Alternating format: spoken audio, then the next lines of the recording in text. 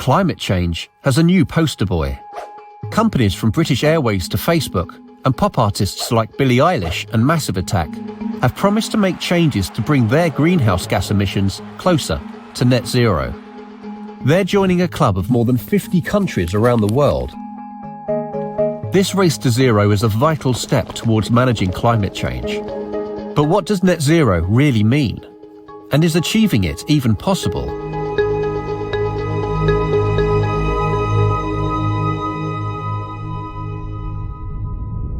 Net zero has gone viral. But like all simple slogans, the reality of achieving it is far more complicated.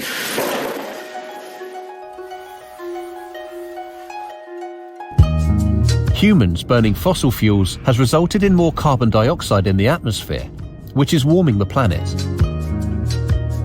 To stop the warming, the level of greenhouse gases in the atmosphere has to stop rising. The obvious way to do that is to stop emitting them, but that's easier said than done. For some industries, such as aviation and manufacturing, eliminating emissions is really hard. In the years leading up to the Copenhagen Climate Conference in 2009, scientists realized something. It wasn't possible to cut emissions fast and thoroughly enough to meet the temperature targets that policymakers wanted. What was needed was to actively remove greenhouse gases from the atmosphere too. People began to talk about a world in which greenhouse gas emissions and greenhouse gas removals balanced each other out, so that the overall effect was net zero. The countries that signed up to the Paris Agreement pledged to turn this idea into reality by agreeing to balance their emissions and removal of greenhouse gases in the second half of the century.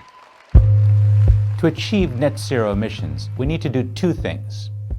One, which is more obvious, is to cut our output of greenhouse gas emissions from things like burning fossil fuels. But the other is actually to take emissions out of the air. And that's the harder and sometimes more obscure aspect of getting to net zero. This is known as negative emissions, and the scale on which they might be required is one reason that net zero targets will be hard to achieve. We'll need to go from a world economy that pumps out on the order of 40 billion tons of CO2 a year to one that sucks down, that is, removes billions of tons per year in the future to get to that net zero future. There's different ways to do this. Forests do this naturally through biological processes or sinks, but what we're really looking at now to achieve ambitious climate targets are man-made approaches. Some methods for removing greenhouse gases from the atmosphere are already being used at scale, such as the planting of new forests and improving soil so it can store more carbon. But there are new technologies at a much earlier stage of development. Among them, ways of capturing carbon dioxide and storing it underground. Carbon dioxide could be pulled directly from the air by machines or by growing plants, burning them to generate electricity, and then capturing the carbon dioxide as they burn. There's a flurry of innovation in negative emissions technologies, a range of ambitious to wacky, and none of them are proven at scale, and that's what makes them so problematic. The world is counting on innovations that have not yet been demonstrated at scale to achieve targets that we're setting for ourselves, and that's a big question mark. We're hopeful, but it is still a risky bet. How much greenhouse gas needs to be removed from the atmosphere will depend on how much emissions can be cut. The conundrum. That is, we need both massive reductions in emissions as well as a dramatic scale-up and proving of the technologies for negative emissions. There is a tension between the two, and it's easy for governments and industries to kick the can down the road, saying, well, let's go a little slower on the cutting of emissions now, which will be better for the economy or for our profits, because we can always make massive negative emissions reductions later when innovation makes those technologies cheaper and better.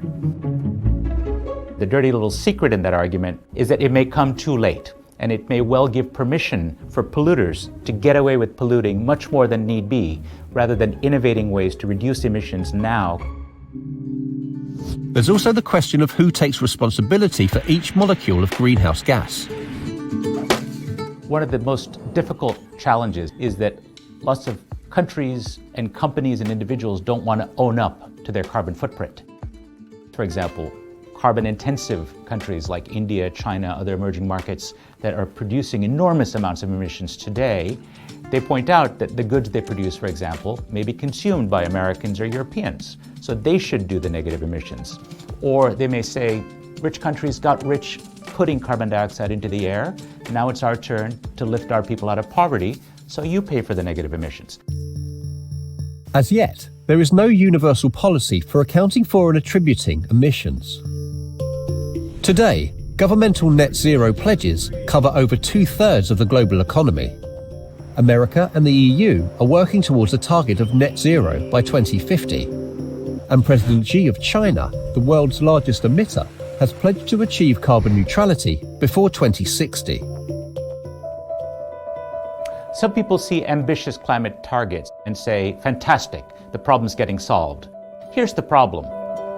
A target is no guarantee that we're going to get to the goal. It's important to have targets. It binds society together. It gives you a direction in which policy is going to go. It gives investors and markets some idea and some degree of certainty as to what investments to make.